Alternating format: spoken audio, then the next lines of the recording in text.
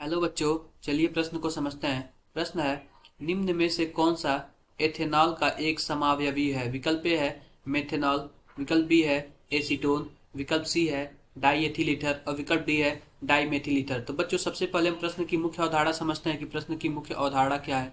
लिखते हैं यहाँ पे मुख्य अवधारणा।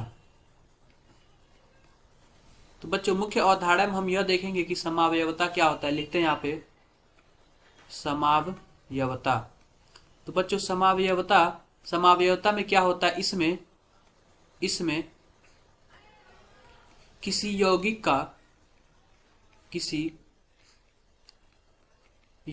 का अणुसूत्र समान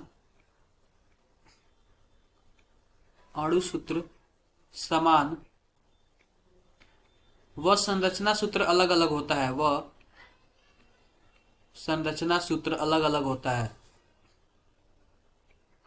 संरचना सूत्र अलग अलग होता है। अलग अलग होता है। तो बच्चों आओ देखते हैं कि किसका अणुसूत्र समान है। हमारे पास दिया हुआ एथेनॉल। एथेनॉल का जो सूत्र होता है कुछ इस प्रकार होता है। हम लिखते हैं यहाँ पे एथेनॉल। एथेनॉल का जो अणुसूत्र होता है, यानी कि सबसे पहले हम संरचना बना लेते हैं CH2 CH3 CH3 CH2 OH। यानी कि अगर हम इसका अणुसूत्र की बात करें तो कुछ इस प्रकार होगा C2H6O। बच्चों आप विकल्प के माध्यम से अपने सही उत्तर का चयन करते थे। विकल्प पहला है मेथेनॉल। मेथेनॉल का सूत्र कुछ इस प्रकार होगा। हम सबसे पहले लिखते हैं मेथेनॉल। जो मेथेनॉल का सूत्र होगा CH3OH और इसका अणुसूत्र होगा कुछ इस प्रकार होगा CH4O। कुछ इस प्रकार होगा। अगर बच्चों बात करें दूसरे विकल्प की तो दूसरा विकल्प एसीटोन। एसीटोन तो एसीटोन का चित्र कुछ इस प्रकार होगा CH3C डबल बॉन्ड CH3। अगर हम बात करें इसमें कार्बन की तो कार्बन 3 है, हाइड्रोजन 6 है और ऑक्सीजन 1 है। बच्चों विकल्प हमारा तीसरा है डाई एथिल ईथर।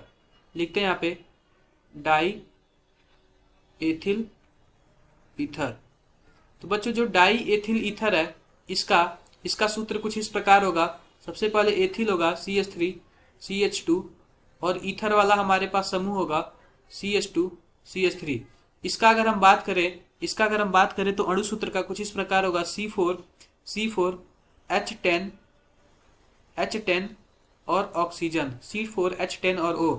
अगर हम बात करें विकल्प चौथे की तो dimethyl ether. Dimethyl ether कुछ इस प्रकार होगा। लिखते हैं यहाँ पे डाई मेथिल ईथर।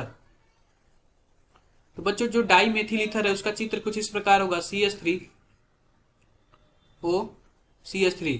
अगर हम बात करें इसका अणुसूत्र का तो कुछ इस प्रकार होगा C2H6O। तो बच्चों एथेनॉल का जो भी अणुसूत्र था C2H6O और डाई एथिल ईथर का भी अणुसूत्र कुछ इस प्रकार है C2H6O।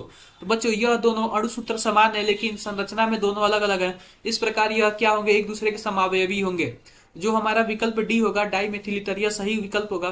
तो बच्चों आशा करते हैं कि आपको मुख्य अवधारणा के आधार पर प्रश्न समझ आया होगा। धन्यवाद।